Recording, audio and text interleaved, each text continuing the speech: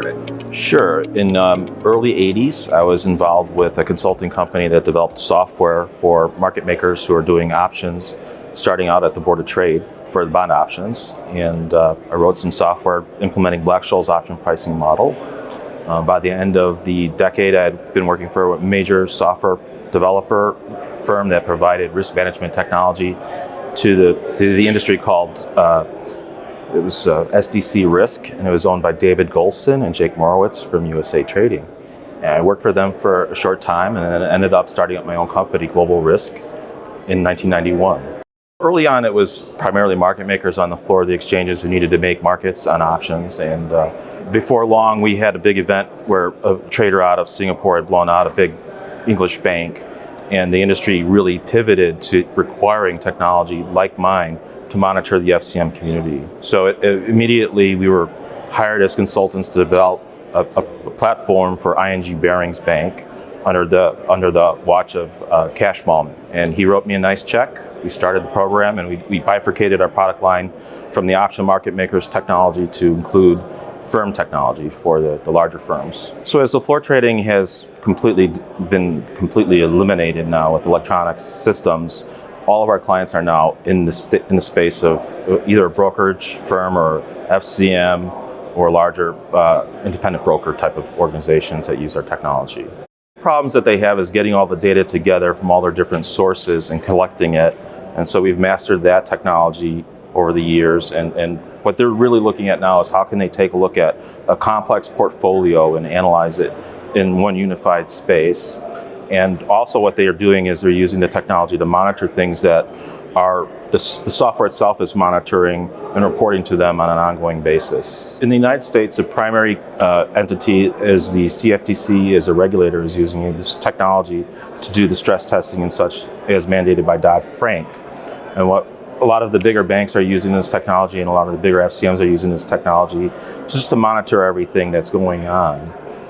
More recently, we've been seeing some evolution of that process as the technology's moved more electronic. Instead of interfacing directly with the back offices of these brokerage firms and FCMs, we're interfacing with their connections and pipes to the exchanges to get the data directly.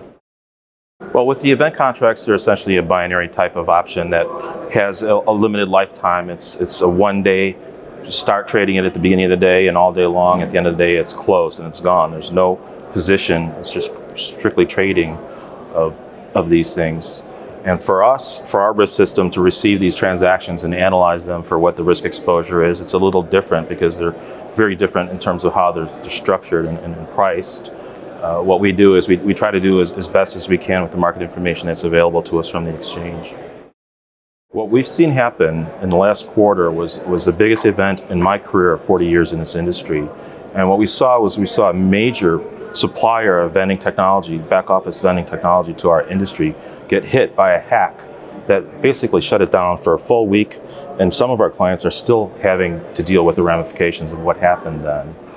What we've seen happen to us as a result of that is our customers are driving to us to have our system be able to be a back office accounting system to replace eventually, or to at least back up in case of the primary back office system's failure or lack of ability to have access to it.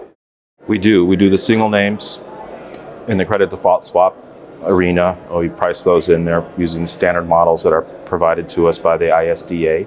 So there's complete transparency. Anyone can essentially put their position in to our program, and will generate the same exact numbers as their models are doing. The value of those numbers I don't think is as good as can be. There can always be room for improvement in the CDS realm. We will work with our clients to analyze their CDS books. We'll do as best as we can to give the information that they need and look at it in the context that they need to. But we also give the ability to do some what ifs and things that you can't do using the standard CDS models. What we do is we have developed interfaces to various crypto exchanges so that we can feed in their price data into our product. The crypto positions are fit into our system just like any other kind of position would, and we do perform an analysis of that.